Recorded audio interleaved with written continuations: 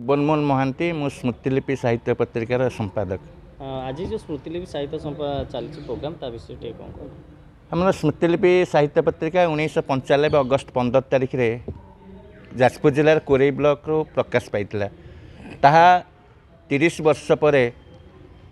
अधिक पेज रे प्रकाश पाई सारा ओडिशा नुहे सारा भारत वर्ष रे गोटे ओडिया साहित्य जगत रे गोटे चहल सृष्टि करछि एवं आमे जो लक्ष्य एवं आभिमुख्य को लेकिन पत्रिका प्रकाश करथिलु ताहा आज अनेक अंश रे फलप्रद मध्य होईछि एवं अनेक नवीन एवं तरुण लेखक लेखिका मानक आमे स्थान दबा होईछि यार लक्ष्य एवं ग्रामांचल जो माने लेखालेखि करछन्ति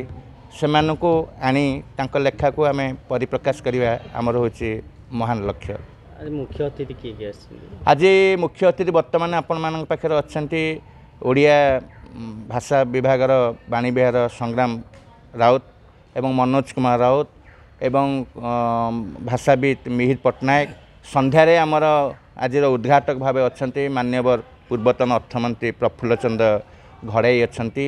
एवं आपणकर अवसरप्राप्त विचारपति भिकारी राउत अच्छा ओडिशा हाईकोर्टर धरंधर नायक अच्छा ये अनेक प्रतिभा मान अच्छा।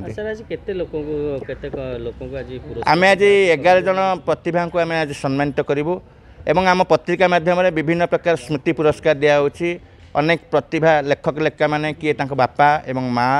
एवं ससुर सासू एम ना पुरस्कार प्रदान आजिका डेट्रे समस्ते मोबाइल फेसबुक रे व्यस्त रोचंती कविता हो कि बही लेखा प्रति इच्छा टे कमी जाउची ताकू नै कोन कहबे। हाँ यहाँ गोटे भल प्रश्न आप पचारते जे समस्ते आजिकल मोबाइल जुगरे मोबाइल मानिया हो साधारण भाव में कई लेखिकी कागज उतारिकी आनिकी पढ़ापी प्रस्तुत नुहति कि आम उद्यम आरंभ करूँ। आज जो कविता पाठोत्सव होने देखिए समस्ते को निर्देश दिखाई जे कागज लेखिकी आने अनेक लेखक लेखिका मैंने कागज लेखिकी आनी पाठ कर धारा जदि बजाय रहे निश्चित भाव में आगामी दिन में मोबाइल मानिया किसी कमिज। युवपीढ़ी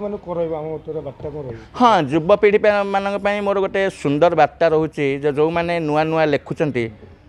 आजिकल वरिष्ठ माने चापर चापी दौरान से लेखा को प्रोत्साहन दौना से आगू को आसवाई कौन बाट देखना कि आम देखापी नुआ धारा नुआ चिंता नहीं कि आम कार्यक्रम करूँ। आज जो कविता पाठोत्सव होती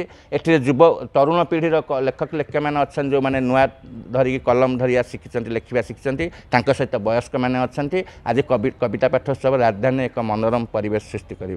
चितुआ संध्यारे। धन्यवाद।